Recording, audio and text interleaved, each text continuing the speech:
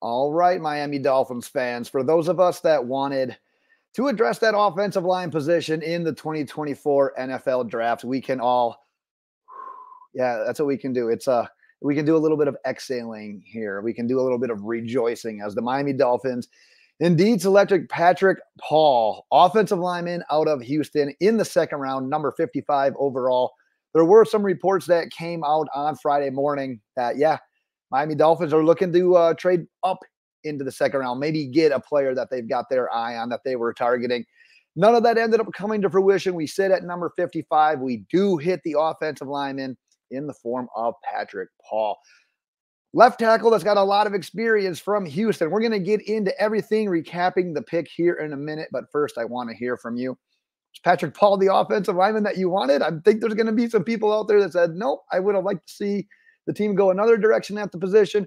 Regardless, did you want someone at a different position, different prospect in general? Go ahead. Let me know your thoughts in the comments. I want to kick things off by just kind of saying this. I kind of already alluded to it. By no means was Patrick Paul my favorite draft prospect throughout the pre-draft process. I didn't spend a lot of time even talking about him in these videos. I quite honestly didn't.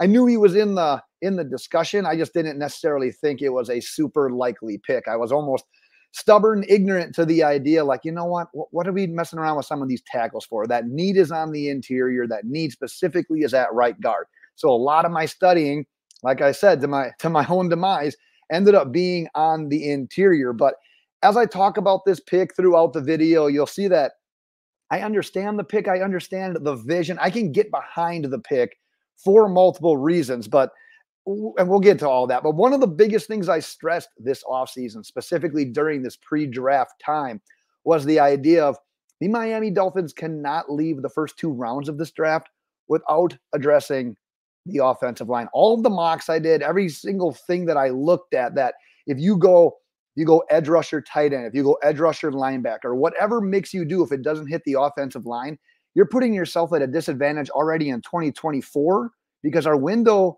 to win is right now. We need help right now. But at the same time, the idea of getting offensive linemen into this pipeline, getting them into the system, let them learn behind some of these guys.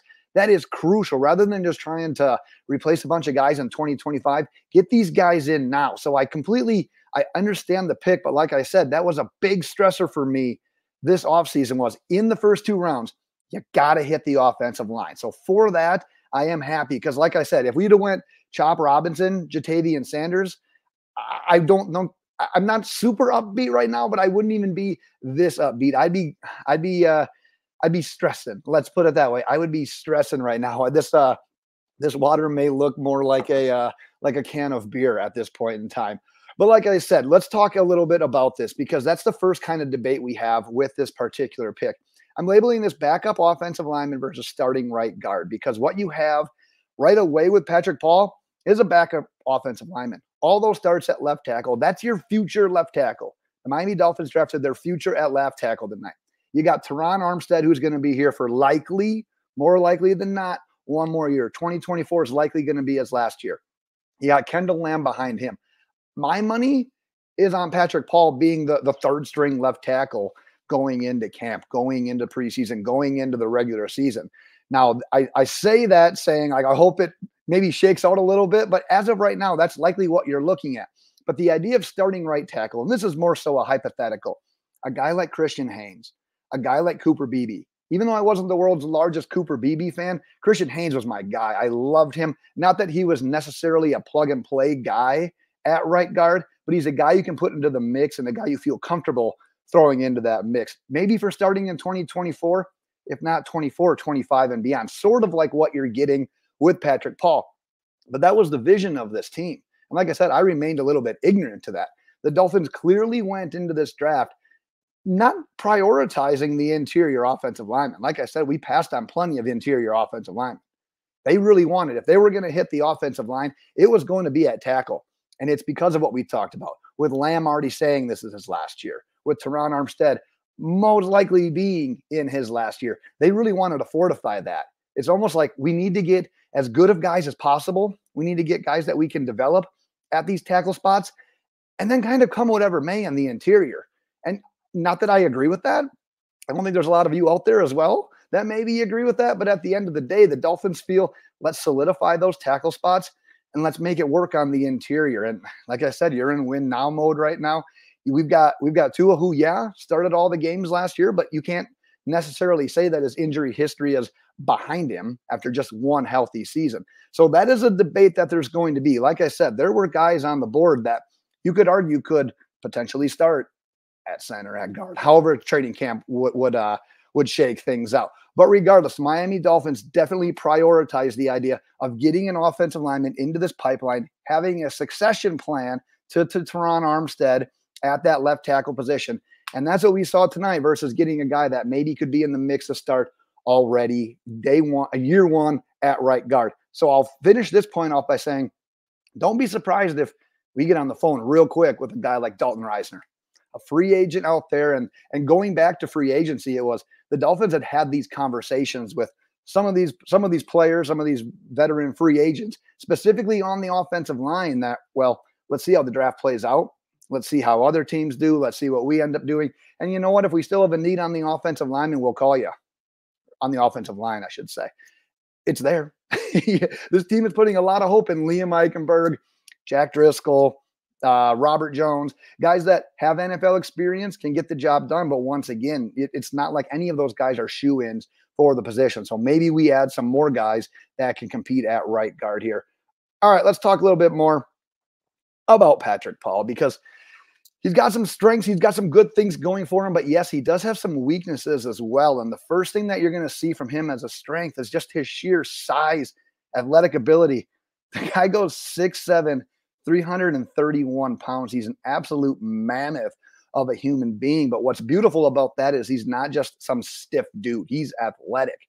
The size that he has, along with his athletic metrics, you put those things together, it's about as impressive as anything as you're going to find. But the thing is, there's more to football than just your size and just the metrics and the things you do there. You got to be able to be functional with everything that you have as it relates to football as well. And right now, you see him excelling more so in pass protection. And I'm not saying that his run blocking is a complete liability, but I think he needs work on maintaining the blocks in the run game and finishing some of those blocks in the run game as well. The other thing you're going to see about his pass protection, well, let's go to this real quick. So I just noted 36-inch arms. To go along with that frame at left tackle, that is beautiful. I absolutely love that. He's great with his hands when he lands that first punch in his pass protection. It is solid. I can't disagree with that. It is solid. That athleticism helps with that ability to mirror the edge rushers as well. You're going to see some pro football focus, college offensive lineman blocking grades as well. And you're going to see that he blocks pretty high. The thing that you're not going to see, though, is Houston will run some of their offense where it's not like your traditional offensive sets. So if it's more traditional, that's where a little bit more of his struggles come in. Houston will do some stuff where they're getting the quarterback out of the pocket. It's not as traditional pro ready. It's not exactly a carbon copy of the style of the offense that the Miami Dolphins are running. So there's going to be some people out there that say, you know what? Those stats are great. Those grades are great. It's not apples to apples, though. So keep that in mind as well. Weaknesses, we already talked about needing to improve overall run blocking in pass pro. Like I said, he is 6'7", so he can play just kind of naturally a little bit high at times. But that's something that hopefully, like I said, you're already playing behind Terron Armstead, likely Kendall Lamm as well. Those are veterans in this league. Those are guys that you can learn behind, especially Terron Armstead. You can bet Terron Armstead is going to end up getting into coaching at some point, probably pretty soon after his actual NFL playing career is over. So who better to learn than a borderline elite left tackle when healthy? When he is healthy, he is an elite left tackle. So get behind him for a year, learn from him. That's some of that stuff that I think can improve with coaching and learning behind some of those guys. Let's talk a little bit about who we passed on. So a few more tackles came off the board at the end of round 2. Blake Fisher, Rosengarten came off the board. At linebacker, Peyton Wilson came off he didn't come off the board at that point in time. But just guys in general that I had talked about. Peyton Wilson at linebacker, Jatavian Sanders at tight end, At wide receiver, guys that were still on the board for this pick were Troy Franklin, Roman Wilson. You said if the Dolphins wanted to address wide receiver, now it's like if you dress wide receiver, you're probably not getting a guy that's in line for a ton of snaps already in year one. So, hey, do we pick up the phone and get back online with a guy like Odell Beckham Jr. and say, hey, you know what? It didn't fall our way at wide receiver in the draft. Where are you at? Where are we at with this contract? But yeah, quite a few guys that we talked about this offseason who were still on the board when we ended up taking Paul. But you know what, Dolphins fans, like I said, we got our tackle. Maybe in some situations, beggars can't be choosers. Honestly, I thought the team was going to go a different direction. But like I said, just remained a little bit ignorant to the whole idea of you got a glaring need at right guard. You got some guys here in that first, second round that can potentially even start from day one and still be part of that future when you're in this win now mode. But at the same time, the Dolphins thought, you know what? We'll make it happen on the interior. We're going to get these guys in the pipeline at the tackle positions, especially with some of the injuries we had. We talked about him potentially being a third string left tackle already in year one. Terron Armstead's got an injury history. Kendall Lamm's got an injury history. Austin Jackson's got an injury history. So, hey, you never know. He might end up getting on the field as ready or as soon as 2024 as well. I'm going to cut it right there, Miami Dolphins fans. But like I said, go ahead, drop your thoughts on the selection in the comments. Let's carry on the conversation there.